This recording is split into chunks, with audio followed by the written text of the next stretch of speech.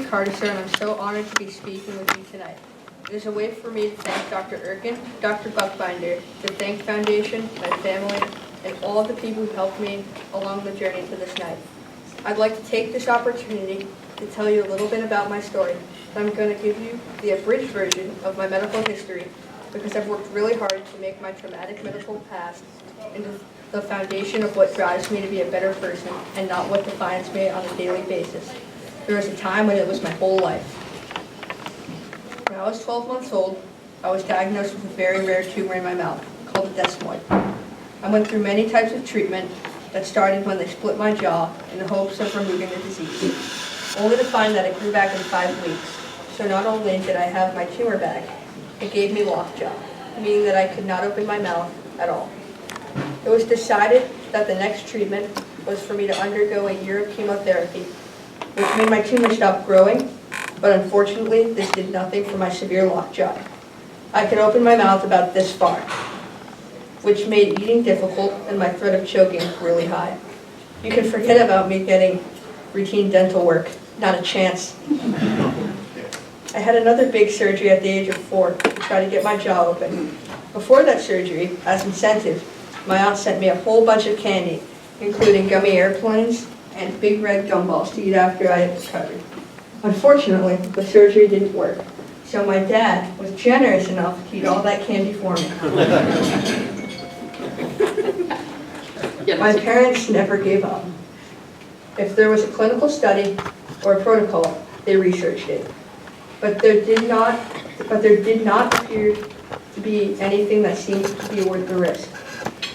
And then we struck gold, and we were told about Dr. Erkin and Dr. Buckbinder by one of my surgeons, Dr. Christopher Hartnick at Mass General.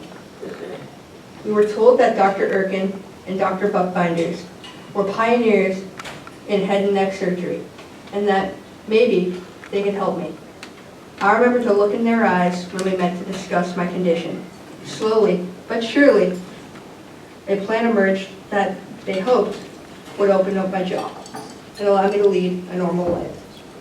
Though they didn't promise the surgery would work, they were the first ones to explain the mechanics of my jaw problems and really wanted to partner with me, the kid, in trying it. If they were willing to go for it, so was I. It felt like a long wait for the surgery, and I knew I would lose a big part of my summer. We went to Nantucket, and they had a big party for me. The theme of it was taking a bite of the Big Apple. I was going to New York, and I was going to be able to bite into something on my own for the first time in my life. And of course, I remembered those gumballs. But this time, we waited to celebrate because my surgery had never been done on a child before. And though everyone was hopeful, me most of all, we all knew there were risks. The goal of the surgery was to remove all of the scar tissue that was preventing me from opening my jaw, and then prevent the scar from reforming as it had so many times in the past. The team grafted healthy tissue from my back to line the inside of my jaw. The inside of my jaw to replace scars that were removed. It was a long recovery, 8 days in an induced coma, and a lot of stretching and discomfort. But I came out of the operating room and could open my mouth. The quote we all remember was Dr. Erkin coming out and telling my family, "We got it open, wide open, double cheeseburger open." My aunt sent 7 pounds of candy, and I ate enough gumballs to make up for the 9 years without them. These amazing doctors redefined and most likely saved my life. But this tumor that I still have a small piece of somewhere in here has redefined me too. When you go through trials like this, there are amazing silver linings that come from these experiences if you take the time to look for them. I let things roll off me that would normally get me down.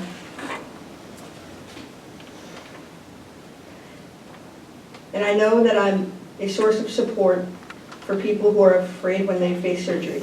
I talk to people pre-op all the time. I love being able to use my experience to help someone else be less afraid in an operating room. And I've also been really proud of the opportunity to talk to you tonight. This past spring, Mass General Hospital asked me to speak during grand rounds to a group of 35 doctors and share with them things that I would want to improve or change from my experience as their patient. Maybe, someday, I'll be back on those floors for something. I hope not. But I know that the conversation I had with them that day was going to immediately affect some other 9-year-old who was on the pediatric floor. Without my tumor, that would not have happened. I am more appreciative of things that many take for granted. The ability to speak about my experience, an understanding of what's important in life, as well as really appreciating a big piece of candy. I learned a lot about myself recovering from all of this. 18 trips to the operating room can create a lot of trauma for me and my family, but it gave me something true too. It gave me drive, tenacity, and a knowingness of myself that I'm really proud of. It took 7 years for us to find our medical team here. It took me 9 years to eat that gumball. So I call things I want to accomplish my gumballs. I have a bunch of them. Tonight is one of them. I saw another patient, Kat, speak at the Thanc Foundation 10th anniversary gala. And I thought to myself, I really want to do that someday. I want to be able to say thank you up there and find a way to help thank. Gumball. I set out to do well in school last year, and I received academic recognition for my grades. Gumball. I took up trap shooting and became the best in my age group in Massachusetts. Gumball. I have some gumballs I need to earn lined up for the future too. I want to get straight A's in school this year. I want to go to the Olympics for trap shooting. My biggest gumball of all is that I want to go to medical school and become a surgeon. Knowing what I've already been through gives me a quiet confidence and knowing that these are reachable gumballs. So I leave you with this. What happened to you in the past is exactly that, your past. It does not define you. You decide what defines you by choosing your gumballs. And just because you may not be able to eat that gumball today doesn't mean you never will. It does mean not giving up on yourself and your ability to achieve what you dream, and keeping the faith that it will happen at just the right time.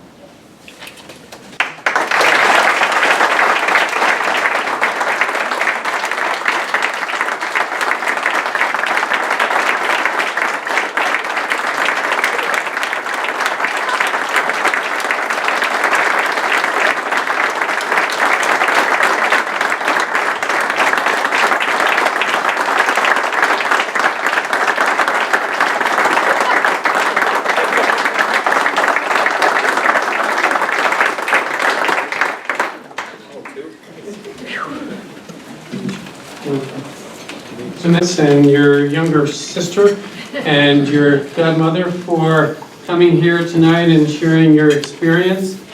You're amazing.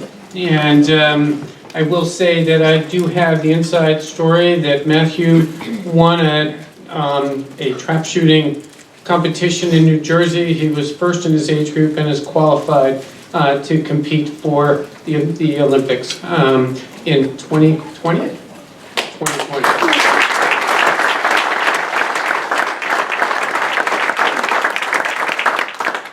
So Matthew, Dr. Bookbinder and I have a small gift for you.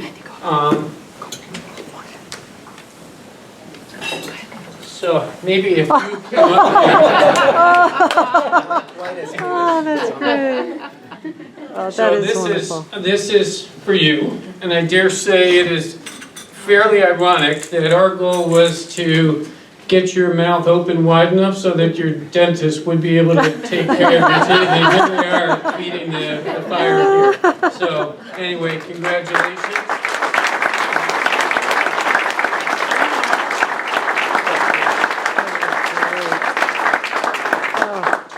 And we also have a small inspirational gift for you to get you started on the journey, and hope that you put this to good use in the not too distant future. Aww.